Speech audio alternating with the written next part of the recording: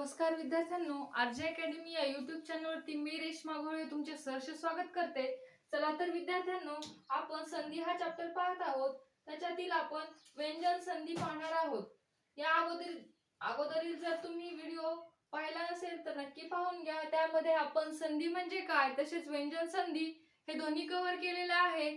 चला तर मग वळूया आपल्या चॅप्टर कडे। संधी म्हणजेच काय तर जोडणे किंवा सांधणे। मग संधीचा दुसरा प्रकार आहे। संधीचे प्रकार किती आहेत तर 3 आहेत।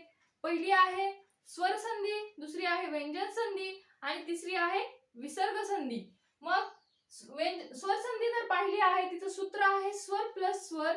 तर आज आपण व्यंजन संधी पाहणार आहोत। मग व्यंजन संधीचं सूत्र देखील सांगणार आहे तुम्हाला आणि ते तुम्ही तुमच्या वहीमध्ये लिहून ठेवायचं आहे। जवळ-जवळ येणाऱ्या या दोन वर्णांपैकी दोन्ही वर्ण व्यंजने किंवा दुसरा वर्ण। जवळ-जवळ येणाऱ्या दोन वर्णांपैकी दोन्ही वर्ण काय आहेत व्यंजने किंवा दुसरा वर्ण स्वर असल्यास त्यास व्यंजन संधी असे म्हणतात। मग याचं सूत्र तयार करून ठेवलं आहे एक, ते आहे व्यंजन प्लस व्यंजन। व्यंजन प्लस व्यंजन आलं की व्यंजन संधी तर होतेच, परंतु व्यंजन प्लस स्वर सुद्धा येऊ शकतं। त्यावेळेस देखील कोणती संधी होते व्यंजन संधीच होते। पहिलं व्यंजन असलं पाहिजे आणि दुसरं स्वर असलं पाहिजे, परंतु ही काय होते मग व्यंजन संधीच होते। मग याची काही उदाहरणे आहेत ते देखील आपण घेणार आहोत।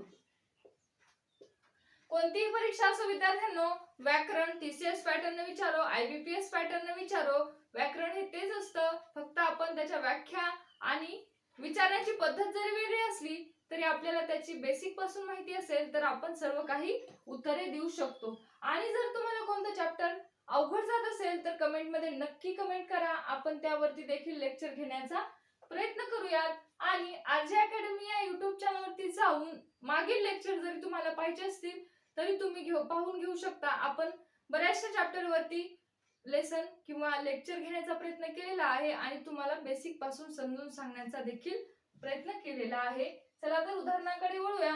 पहिलं उदाहरण आहे सत अधिक जन।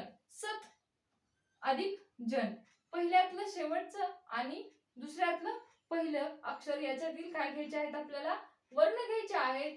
मग पहिला आहे त आणि दुसरा आहे ज। मग हे काय आहेत तर व्यंजन प्लस व्यंजन आहे, म्हणून ही काय आहे व्यंजन प्लस व्यंजन आहे। आणि तुम्हाला व्यंजन प्लस स्वर याचं देखील उदाहरण सांगणार आहे। मग व्यंजन प्लस व्यंजन, मग काय शब्द तयार होईल सज्जन। सज्जन हा शब्द तयार होईल, हे व्यंजन संधीचंच उदाहरण आहे। दुसरं आहे चित अधिक आनंद। त त अधिक आ, मग त अधिक आ, मग हे काय आहे तर व्यंजन आहे आणि हे आ काय आहे तर स्वर आहे। मग इथं कोणतं सूत्र आहे व्यंजन प्लस स्वर। आ काय आहे स्वर आहे। हे पण तुम्हाला स्वर व्यंजन आहे हे ओळखता आली पाहिजे, त्याच्याशिवाय तुम्ही हे संधी चॅप्टर तुम्हाला कळणार नाहीये। त अधिक ज हे काय आहे व्यंजन प्लस व्यंजन आहे। व्यंजन प्लस व्यंजन आहे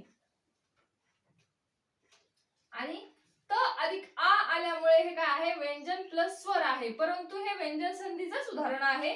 म्हणून चित अधिक आनंद, मग काय याची फोड केली जाईल आणि याच्यातील वर्ण पहिल्यातील शेवटचा आणि दुसऱ्यातील पहिला वर्ण घेऊन शब्द काय तयार होईल चित्तानंद हा शब्द तयार होईल।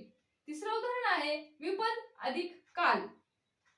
द का द अधिक क, मग काय होईल शब्द विपद काल। इथं कोणतं सूत्र आहे व्यंजन प्लस व्यंजनच आहे। वाघ अधिक पती, चौथं उदाहरण आहे वाघ अधिक पती।